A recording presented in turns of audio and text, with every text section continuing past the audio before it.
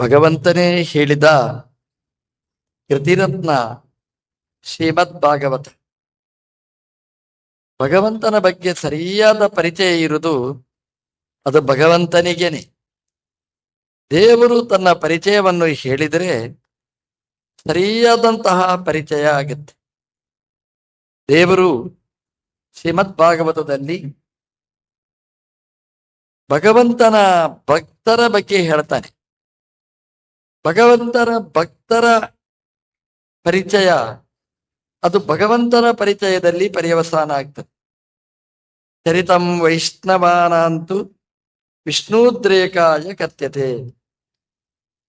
ಭಕ್ತರ ಚರಿತ್ರೆ ಭಗವಂತನ ವೈಭವದಲ್ಲಿ ಪರ್ಯವಸಾನ ಆಗ್ತದೆ.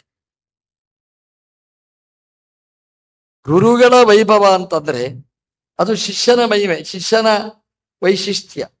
ಶಿಷ್ಯ ಚೆನ್ನಾಗಿದ್ದಾನೆ ಅಂತ ಹೇಳಿದ್ರೆ ಅದು ಗುರುವಿನ ವೈಭವದಲ್ಲಿ ಪರ್ಯವಸಾನ. ಭಕ್ತರ ವೈಭವ ಅದು ಭಗವಂತನ ವೈಭವದಲ್ಲಿ ಪರ್ಯವಸಾನ ಆಗ್ತದೆ. ಹಾಗಾಗಿ ಭಗವಂತನ ಭಕ್ತರ ವೈಭವವನ್ನು ವಿವರಿಸ್ತಾರೆ. ಭಗವಂತನ ಭಕ್ತರು ಹೇಳಿದ ಭಗವಂತನ ವೈಭವವನ್ನು ಭಾಗವತ ವಿವರಿಸ್ತದೆ. ಹಾಗೆ ಭಗವಂತನ ಭಕ್ತರಲ್ಲಿ ಭೀಷ್ಮನೂ ಒಬ್ಬ.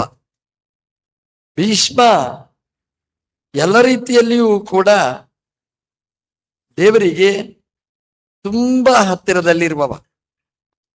ಎಂತಹ ಚಾರಿತ್ರ್ಯ, ಎಂತಹ ನಡತೆ, ಎಂತಹ ಜ್ಞಾನ, ಎಂತಹ ಭಕ್ತಿ ಎಲ್ಲವೂ ತುಂಬಿಕೊಂಡವ ಭೀಷ್ಮ. ಬ್ರಹ್ಮಚರ್ಯ, ಊರ್ಧ್ವ ರೇತಸ್ಕ, ಇಡೀ ಜೀವನ ಬ್ರಹ್ಮಚರ್ಯಮಯವಾದದ್ದು. ತಂದೆಗೋಸ್ಕರ ಇರಬಹುದು, ತಾನು ಪ್ರತಿಜ್ಞೆ ಮಾಡಿದ. ಹಾಗಾಗಿ ಮತ್ತೆ ಯಾವ ಹೆಣ್ಣನ್ನೂ ಕಣ್ಣೆತ್ತಿ ನೋಡಿದವ ಅಲ್ಲ. ಊರ್ಧ್ವ ರೇತಸ್ಕ ಅಥವಾ ವ್ರತವನ್ನು ಸಂಕಲ್ಪ ಮಾಡಿದವ. ಸಂಕಲ್ಪಕ್ಕೆ ಸರಿಯಾಗಿ ಹಾಗೆಯೇ ನಡೆದವ. ಒಬ್ಬ ರಾಜನಾಗಿ ಈ ವ್ರತವನ್ನು ಮಾಡೋದು ತುಂಬಾ ಕಷ್ಟ. ರಾಜಾನೋ ಬಹುವಲ್ಲಭಾಹ ಅಂತ ಇರುವಂತಹದ್ದು. ಒಂದು ಹೆಣ್ಣನ್ನೂ ಕಟ್ಟಿಕೊಂಡಿಲ್ಲ ಅಂತಂದ್ರೆ ಅವನ ಬ್ರಹ್ಮಚರ್ಯ ಅದು ದೊಡ್ಡ ಗುಣ, ದೊಡ್ಡ ಚಾರಿತ್ರ್ಯ. ಅದು ಅವನ ಕ್ಯಾರೆಕ್ಟರ್, ಕಾಂಡಕ್ಟ್ ಅದೆಲ್ಲ ಪ್ರಶ್ನಾತೀತವಾದ್ದು. ಭೀಷ್ಮನ ಜ್ಞಾನ ಅಗಾಧವಾದ ಜ್ಞಾನ, ಎಲ್ಲದರಲ್ಲಿಯೂ ಪಾಂಡಿತ್ಯ.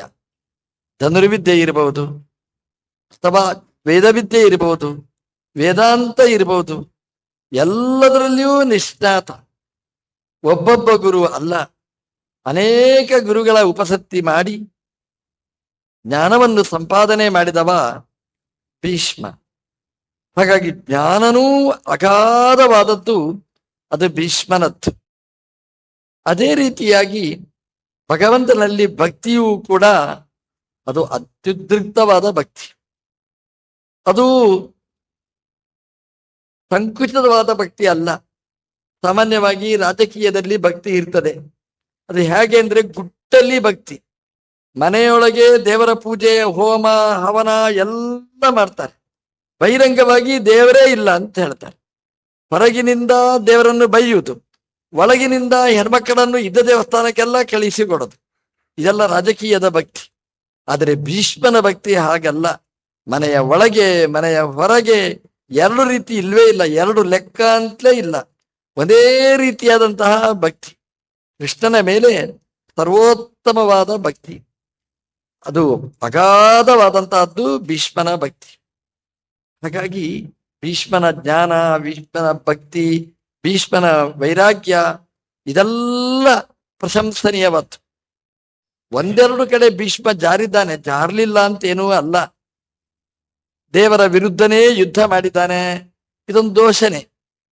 ದ್ರೌಪದಿ ದೇವಿಯರಿಗೆ ಅನ್ಯಾಯ ಆಯಿತು ತುಂಬಿದ ಸಭೆಯಲ್ಲಿ, ತಪ್ಪು ಅಂತ ಹೇಳಲಿಕ್ಕೂ ಹಿಂದೆ ಹೋದವ. ಇದೆಲ್ಲ ಸ್ವಲ್ಪ ದೋಷಗಳಿದ್ರೆ, ಆದರೆ ಕೆಲವೊಂದು ಗುಣಗಳು ಭೀಷ್ಮನದ್ದು ಗಮನೀಯವಾದ್ದು. ಹಾಗಾಗಿ ಅವನ ಭಕ್ತಿ, ವೈರಾಗ್ಯ, ಜ್ಞಾನ ಅದನ್ನು ಮನಗಂಡು ಭಗವಂತ ಭೀಷ್ಮ ಇದ್ದಲ್ಲಿಗೆ ಬರ್ತಾನೆ. ಕೊನೇ ಕ್ಷಣ ಭೀಷ್ಮನದ್ದು, ಕ್ಷಣಗಣನೆ ಮಾಡುವ ಭೀಷ್ಮನ ಆ ಜೀವನದಲ್ಲಿ ಕೊನೇ ಘಟ್ಟದಲ್ಲಿ ನಮ್ಮ ದೇವರು ಭೀಷ್ಮನ ಹತ್ರ ಬಂದು ಕೂಡ್ತಾನೆ. ಸಾಮಾನ್ಯವಾಗಿ VIP ಗಳು ಬರಬೇಕಾದ್ರೆ ನಾವು ಹೇಳಿ ಆಹ್ವಾನ ಕೊಡಬೇಕು, ಆಮೇಲೆ ಬರಬೇಕು. ನಮ್ಮ ದೇವರು ಅವರಿಗಿಂತ ದೊಡ್ಡ VIP ಪ್ರಪಂಚದಲ್ಲಿ ಇಲ್ಲ. ಆದ್ರೆ ಯಾವ ಆಹ್ವಾನನೂ ಇಲ್ಲ, ಯಾವ ಮೆಸೇಜ್ ಇಲ್ಲ, ಫೋನ್ ಇಲ್ಲ. ಆದ್ರೆ ಭೀಷ್ಮನ ಒಳಗಿನ ಅಂತರಾಳದ ಕರೆ ಅದನ್ನು ಗಮನಿಸಿ ನಮ್ಮ ದೇವರು ಭೀಷ್ಮನ ಹತ್ರ ಬರ್ತಾರೆ. ಭೀಷ್ಮನ ಪಕ್ಕದಲ್ಲಿ ಕೂಡ್ತಾರೆ, ಭೀಷ್ಮನ ನಾಲಗೆಯಲ್ಲಿ ಕೂಡ್ತಾರೆ. ನಾಲಗೆಯಲ್ಲಿ ಕೂತು ಧರ್ಮ ಪ್ರವಚನವನ್ನು ಭೀಷ್ಮನ ಮೂಲಕ ನಡೆಸಿಕೊಡ್ತಾರೆ. ಇದು ಭೀಷ್ಮ ಕೃಷ್ಣನ ಮೇಲಿಟ್ಟ ಭಕ್ತಿಗೆ ದೇವರು ಮಾಡಿದ ಪರಮಾನುಗ್ರಹ ಅನ್ನೋದನ್ನು ಭಾಗವತ ಉಲ್ಲೇಖ ಮಾಡಿದೆ. ಭೀಷ್ಮ ಪಕ್ಕದಲ್ಲಿ ಕೂತ ದೇವರನ್ನು ಸ್ತೋತ್ರ ಮಾಡ್ತಾನೆ. ವಿಚಿತ್ರ ಅಂತಂದ್ರೆ, ಸಾಮಾನ್ಯವಾಗಿ ನಾವು ಕೂತಿರ್ತೇವೆ, ನಮ್ಮ ದೇವರು ಮಲಗಿರ್ತಾನೆ. ಶ್ರೀರಂಗಕ್ಕೋ ಅನಂತಶಯನಕ್ಕೋ ಹೋದ್ರೆ ದೇವರು ಮಲಗಿರ್ತಾನೆ, ನಾವು ಕೂತಿರ್ತೇವೆ. ತಿರ್ಗಮುರ್ಗ ಇಲ್ಲಿ ಪೂಜೆ ಮಾಡುವ ಭೀಷ್ಮ ಮಲಗಿದ್ದಾನೆ, ಪೂಜನೀಯವಾದ ದೇವರು ಕೂತಿದ್ದಾನೆ. ಜಗನ್ನಾಥದಾಸರು ಹೇಳ್ತಾರೆ, ಮಲಗಿ ಪರಮಾದರದಿ ಪಾಡಲು ಕುಳಿತು ಕೇಳುವ. ನಾವು ಮಲಗಿರ್ತೇವೆ ಅನ್ನೋದು ಮುಖ್ಯ ಅಲ್ಲ, ಪರಮ ಆದರ ಅನ್ನೋದು ಮುಖ್ಯ. ನಾವು ಆದರದಿಂದ ಭಜನೆ ಮಾಡಿದ್ರೆ ಭಗವಂತ ಕುಳಿತು ಕೇಳುವ. ಕುಳಿತು ಕೇಳುವ ಅಂತಂದ್ರೆ ಒಂದು ಧ್ವನಿ ಇದೆ, ಅದಕ್ಕೆ ನಾವು ಕೇಳ್ತೇವೆ. ಕೇಳುವಾಗ ತಿರುಗಾಡಿಕೊಂಡೇ ಕೇಳೋದು, ಅಂದ್ರೆ ಕೂತಿರ್ತೇವೆ, ತಿರುಗಾಡಿಕೊಂಡೇ ಇರ್ತದೆ. ನಾವು ಕೂತಿರ್ತೇವೆ, ನಮ್ಮ ಶರೀರ ತಲೆ ತಿರುಗ್ತಾ ಇರ್ತದೆ. ನಮ್ಮ ದೇವರು ಹಾಗಲ್ಲ ಅಂತೆ. ಭೀಷ್ಮ ಮಲಗಿ ಪರಮಾದರದಿ ಪಾಡಲು, ಭೀಷ್ಮ ಭಕ್ತಿಯಿಂದ ಹಾಡಿದ್ರೆ ನಮ್ಮ ದೇವರು ತನ್ಮಯನಾಗಿ ಕೂತು ಕೇಳಿದ ಅಂತ. ಭೀಷ್ಮ ಮಾಡಿದ ಸ್ತೋತ್ರವನ್ನು ತನ್ಮಯವಾಗಿ ಕೇಳಿದ ದೇವರು ಕೃಷ್ಣ ಅನ್ನೋದನ್ನು ಭಾಗವತ ಉಲ್ಲೇಖ ಮಾಡ್ತಾ, ಭೀಷ್ಮ ಏನು ಸ್ತೋತ್ರ ಮಾಡಿದ ಅದನ್ನು ಭಾಗವತ ಉಲ್ಲೇಖ ಮಾಡಿದೆ. ಅದರಲ್ಲಿ ವಿಜಯರಥ ಕುಟುಂಬೆ ಆತ್ತ ತೋತ್ರೆ ಧೃತಹಯ ರಶ್ಮಿ ಹಿತಶ್ರಮ ಈಕ್ಷಣೀಯೇ ಭಗವತಿ ರತಿರಸ್ತು ಮೇ ಮುಮೂರ್ಷೋ ಯಮೀಹ ನಿರೀಕ್ಷ ಹತಾಹ ಗತಾಹ ಸ್ವರೂಪಂ. ಇದು ಭಾಗವತ ಭೀಷ್ಮನ ಬಾಯಲ್ಲಿ ಮಾಡಿಸಿದ ಭಗವಂತನ ಅಪೂರ್ವವಾದ ಒಂದು ಸ್ತೋತ್ರ. ಭಗವಂತನಿಗೂ ಭಕ್ತನಿಗೂ ಇರುವ ಸಂಬಂಧವನ್ನು ಈ ಶ್ಲೋಕ ಚಿತ್ರಿಸ್ತದೆ. ಒಂದು ನಿಜವಾದ ಭಕ್ತನಾಗಿದ್ರೆ ಭಗವಂತ ನಿರ್ವ್ಯಾಜವಾದ ಪ್ರೀತಿಯನ್ನು ಮಾಡ್ತಾನೆ ಅನ್ನೋದನ್ನು ಈ ಸ್ತೋತ್ರ ಹೇಳುತ್ತೆ. ಅಂದ್ರೆ ಭಕ್ತ ವಾತ್ಸಲ್ಯ ದೇವರದ್ದು ಎಷ್ಟು ದೊಡ್ಡದು ಅನ್ನೋದನ್ನು ಈ ಶ್ಲೋಕ ವಿವರಿಸ್ತದೆ. ಭೀಷ್ಮನೂ ಅಷ್ಟೇ ಭಗವಂತನಲ್ಲಿ ಎಂತಹ ಭಕ್ತ ಅದನ್ನೂ ವಿವರಿಸ್ತದೆ. ಈ ನುಡಿಯಲ್ಲಿ ಹೇಳ್ತಾರೆ, ವಿಜಯ ರಥ ಕುಟುಂಬೆ ಆರ್ತ ತೋತ್ರೆ. ಭಗವಂತನನ್ನು ಸ್ತೋತ್ರ ಮಾಡ್ತಾನೆ ಭೀಷ್ಮ. ಭೀಷ್ಮ ತನ್ನ ಪಕ್ಕದಲ್ಲಿ ಕೂತ ಕೃಷ್ಣನನ್ನು ಸ್ತೋತ್ರ ಮಾಡುವುದಲ್ಲ. 18 ದಿವಸದ ಯುದ್ಧದ ಮಧ್ಯದಲ್ಲಿ 10 ದಿನಗಳಲ್ಲಿ ತಾನು ಸಾಕ್ಷಾತ್ಕರಿಸಿಕೊಂಡ ಕೃಷ್ಣನನ್ನು ತನ್ನ ಮುಂದೆ ತನ್ನ ಮನಸ್ಸಿನಲ್ಲಿ ಚಿತ್ರಿಸಿ ವಿವರಿಸ್ತಾ ಇದ್ದಾನೆ ಭೀಷ್ಮ. ಅವನಿಗೆ ಕಂಡದ್ದು ಎಂತಹ ಕೃಷ್ಣ? ವಿಜಯ ರಥ ಕುಟುಂಬೆ. ಅರ್ಜುನನ ರಥದ ಸಾರಥ್ಯ ಮಾಡಿದ ಕೃಷ್ಣ ಅವನ ತಲೆಯಲ್ಲಿ ಕೂತಿದ್ದಾನೆ ಭೀಷ್ಮನಲ್ಲಿ. ಏನು ಭಾಗ್ಯ ಅರ್ಜುನನದ್ದು!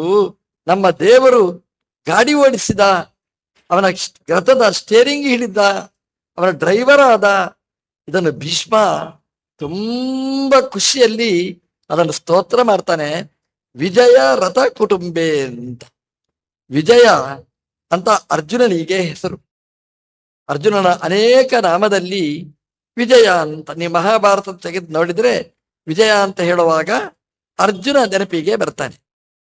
ಅರ್ಜುನನ ರಥವೇ ಕೃಷ್ಣನಿಗೆ ಕುಟುಂಬ ಅಂತ.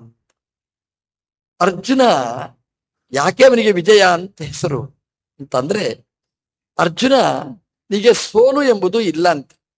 ಅರ್ಜುನನಿಗೆ ಜಯನೇ ಅಂತೆ. ಅದನ್ನ ಯಾಕೆ ಹೇಳ್ತಾರೆ ಅಂತಂದ್ರೆ, ಅರ್ಜುನನಿಗೆ ಅಂತಂದ್ರೆ ಇಂದ್ರನಿಗೆ ಅಂತ ಅರ್ಥ ಅಲ್ಲ. ಇಂದ್ರನಿಗೆ ಪರಾಜಯನೂ ಇದೆ, ಜಯನೇ ಅಂತೇನು ಇಲ್ಲ. ಯಾಕೆ ಅಂತಂದ್ರೆ ನಾವು ರಾಮಾಯಣ ಮಹಾಭಾರತ ಎರಡನ್ನೂ ಕೂಡ ತೌಲನಿಕವಾಗಿ ಆಚಾರ್ಯರು ವಿಮರ್ಶೆ ಮಾಡಿದ್ದಾರೆ. ರಾಮಾಯಣದಲ್ಲಿ ಇಂದ್ರ ಸೋಲ್ತಾನೆ, ಆದರೆ ಮಹಾಭಾರತದಲ್ಲಿ ಇಂದ್ರ ಸೋಲುವುದಿಲ್ಲ. ಯಾಕೆಂದ್ರೆ ರಾಮಾಯಣದ ಇಂದ್ರ ಅಂತಂದ್ರೆ ವಾಲಿ, ಮಹಾಭಾರತದ ಇಂದ್ರ ಅಂತಂದ್ರೆ ಅರ್ಜುನ. ರಾಮಾಯಣದ ಇಂದ್ರ ಅಂದ್ರೆ ವಾಲಿ ಸೋಲ್ತಾನೆ, ಸುಗ್ರೀವನ ಮುಂಭಾಗದಲ್ಲಿ ಸೋಲ್ತಾನೆ. ಸೋತು ಪರಾಜಿತನಾಗುವುದಷ್ಟೇ ಅಲ್ಲ, ಸತ್ತು ಹೋಗ್ತಾನೆ, ಸಾಯ್ತಾನೆ. ಆದ್ರೆ ಮಹಾಭಾರತದ ಅರ್ಜುನ ಜಯಬೇರಿ, ಅವನಿಗೆ ಪರಾಜಯ ಇಲ್ಲವೇ ಇಲ್ಲ.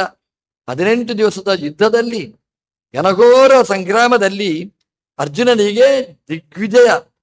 ಹಾಗಾಗಿ ಅರ್ಜುನನಿಗೆ ವಿಜಯ ಅಂತ ಕರೀತಾರೆ. ಈ ಶಬ್ದ ಬಹಳ ಅಪೂರ್ವವಾದ ಶಬ್ದ. ಅರ್ಜುನನಿಗೆ ವಿಜಯ ಯಾಕಾಯಿತು, ವಾಲಿಗೆ ಯಾಕೆ ಜಯ ಆಗ್ಲಿಲ್ಲ? ನಾವು ಎರಡೂ ರಾಮಾಯಣ ಮಹಾಭಾರತ ನೋಡ್ಬೇಕು. ಅದನ್ನು ದಾಸರು ತುಂಬಾ ಚೆನ್ನಾಗಿ ಹೇಳ್ತಾರೆ. ಹನುಮನ ನಂಬಿದ ಸುಗ್ರೀವ ಗೆದ್ದ, ಹನುಮನ ನಂಬದ ವಾಲಿ ಬಿದ್ದ. ಹನುಮನ ನಂಬಿದ ಅರ್ಜುನ ಗೆದ್ದ, ಹನುಮನ ಅಂದ್ರೆ ಭೀಮನ ನಂಬದ ಕರ್ಣ ಬಿದ್ದ. ಸುಗ್ರೀವನೇ ಕರ್ಣನಾಗ್ತಾನೆ, ಸುಗ್ರೀವ ಗೆದ್ದ. ಯಾಕೆ ಅಂತಂದ್ರೆ ಹನುಮನ ನಂಬಿದ, ಹನುಮನನ್ನು ನಂಬಿದ್ದಕ್ಕೆ ಸುಗ್ರೀವ ಗೆದ್ದ. ಹನುಮನನ್ನು ನಂಬದ್ದಕ್ಕೆ, ಭೀಮನನ್ನು ನಂಬದ್ದಕ್ಕೆ ಕರ್ಣ ಸೋಲ್ತಾನೆ, ಪರಾಜಿತನಾಗ್ತಾನೆ, ಸಾಯ್ತಾನೆ ಯುದ್ಧದಲ್ಲಿ. ಅದೇ ಮುಂದುವರೆಸಿಕೊಂಡು ಬಂದ್ರೆ ಹನುಮನ ಮತ್ತೊಂದು ಅವತಾರ ಭೀಮ. ಭೀಮನ ನಂಬಿದ ಅರ್ಜುನ ಗೆದ್ದ, ಭೀಮನ ನಂಬದ ಕರ್ಣ ಅವನು ಬಿದ್ದ. ಇದು ಮಹಾಭಾರತ ವಿವರಿಸಿದೆ. ಹಾಗಾಗಿ ಅರ್ಜುನನಿಗೆ ಯಾಕೆ ಜಯ ಆಯಿತು, ನಿಯತ ಜಯ ಯಾಕೆ ಅಂತಂದ್ರೆ ಅಲ್ಲಿ ಭೀಮನ ಸಹಾಯ ಇದೆ. ಈ ಭಾಗವತ ಹೇಳುವ ಶಬ್ದ ವಿಜಯ ಅನ್ನುವ ಶಬ್ದ. ಜಯದಲ್ಲಿ ಅಂದ್ರೆ ಮಹಾಭಾರತದಲ್ಲಿ ಅರ್ಜುನನಿಗೆ ಜಯ ಸಿಕ್ಕಿದ್ದು ಅದು ಭಗವಂತನ ಅನುಗ್ರಹ, ಭೀಮನ ಅನುಗ್ರಹದಿಂದ ಅಂತ. ನಾವು ಮುಂದುವರಿದು ಬಂದರೆ ಮಹಾಭಾರತ ಜಯ, ಮಹಾಭಾರತದ್ದೇ ಮುಂದುವರಿದ ಭಾಗ ಅದು ಮಧ್ವ ವಿಜಯ. ಹಾಗಾಗಿ ಜಯದಲ್ಲಿ ಅಂದ್ರೆ ಮಹಾಭಾರತದಲ್ಲಿ ಅರ್ಜುನನಿಗೆ ಜಯ ಆಯಿತು, ಪರಾಜಯನೂ ಆಗ್ಲಿಲ್ಲ ಅಂತೇನೂ ಅಲ್ಲ. ಆದರೆ ಮಧ್ವಿಜಯದ ಅಂದ್ರೆ ಆಚಾರ್ಯರ ಜೀವನ ಚರಿತ್ರೆಯಲ್ಲಿ ಉಲ್ಲೇಖಿತವಾದ ಹಾಗೆ ಮಧ್ವಾಚಾರ್ಯರನ್ನು ನಂಬಿದ್ರೆ ಯಾರಿಗೂ ಪರಾಜಯ ಇಲ್ಲ. ಮಧ್ವಾಚಾರ್ಯರನ್ನು ನಂಬಿದ ಇಂದ್ರ ಅಂತಂದ್ರೆ ಮಹಾಭಾರತದಲ್ಲಿ ಅರ್ಜುನ ಆಗಿದ್ರೆ ಮಧ್ವವಿಜಯದ ಪರಂಪರೆಯಲ್ಲಿ ಬಂದಿರತಕ್ಕ ಶ್ರೀಮದ್ ಜಯತೀರ್ಥರು ಇಂದ್ರನ ಅವತಾರ, ಅವರಿಗೆ ಪರಾಜಯನೇ ಇಲ್ಲ. ಜಯತೀರ್ಥರಿಗೆ ಪರಾಜಯ ಇಲ್ಲ ಅಲ್ಲ, ಜಯತೀರ್ಥರನ್ನು ನಂಬಿದವರಿಗೇ ಪರಾಜಯ ಇಲ್ಲ ಅಂತಂದ್ರೆ ಜಯತೀರ್ಥರಿಗೆ ಪರಾಜಯ ಇಲ್ಲ ಅಂತ ನಾವ್ ಏನ್ ಹೇಳಬೇಕಾದ್ದು? ಅದಕ್ಕೆ ವಿಜಯ ಅನ್ನುವ ಶಬ್ದವನ್ನು ಬಳಸಿದ್ದಾರೆ. ನಾವು ಮಧ್ವ ವಿಜಯವನ್ನು, ಮಧ್ವನಾಮವನ್ನು ನಿರಂತರ ಪಠನೆ ಪಾರಾಯಣ ಮಾಡಿದ್ರೆ ನಮಗೆ ಜಯ ವಿಜಯ ಸಿಗುತ್ತೆ ಅಂತ. ಇದನ್ನು ಭಗವದ್ಗೀತೆಯಲ್ಲಿ ಉಲ್ಲೇಖ ಮಾಡಿದ್ದಾರೆ. ಯತ್ರ ಯೋಗೀಶ್ವರ ಕೃಷ್ಣ ಯತ್ರ ಪಾರ್ಥೋ ಧನುರ್ಧರ ತತ್ರ ಶ್ರೀರಿ ವಿಜಯ ಭೂತಿ. ಎಲ್ಲಿ ಕೃಷ್ಣ ಇರ್ತಾನೆ, ಯೋಗೀಶ್ವರನಾದ ಕೃಷ್ಣ ಇರ್ತಾನೆ, ಯತ್ರ ಪಾರ್ಥ ಧನುರ್ಧರ ಧನುರ್ಧಾರಿಯಾದ ಅರ್ಜುನ ಇರ್ತಾನೆ, ಅಲ್ಲಿ ವಿಜಯ ಭೂತಿ ಧ್ರುವ ನೀತಿ ನ್ಯಾಯಗಳು ಇರ್ತವೆ, ಭೂತಿ ಎಲ್ಲ ಐಶ್ವರ್ಯಗಳಿರ್ತವೆ, ವಿಜಯ ಇರ್ತದೆ. ಅಂದ್ರೆ ಅರ್ಜುನ ಇದ್ದಲ್ಲಿ ಎಲ್ಲ ವಿಜಯಗಳು ಇರ್ತವೆ. ಅಂದ್ರೆ ಆಚಾರ್ಯರನ್ನು ನಂಬಿದ ಶ್ರೀ ಜಯತೀರ್ಥರ ಸುತಾದಿ ಗ್ರಂಥಗಳಲ್ಲಿ ನಾವು ಶ್ರದ್ಧೆಯನ್ನು ಇಟ್ಟರೆ ನಮಗೆ ಎಲ್ಲ ಸಂಪತ್ತುಗಳೂ ಸಿಗ್ತದೆ ಅಂತ ಈ ಘಟನೆಯನ್ನು ನಾವು ನೆನಪಿಸಿಕೊಳ್ಳಬೇಕು.